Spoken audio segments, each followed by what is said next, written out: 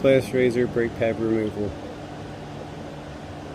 You see the pins, how they overlap? Get you right here.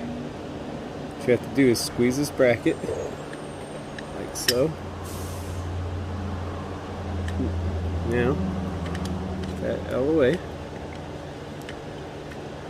You take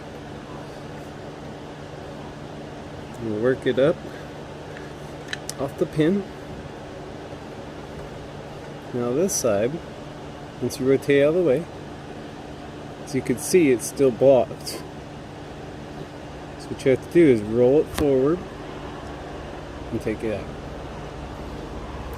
So reverse is pretty simple. We'll put it in flat, flip it up, and then down.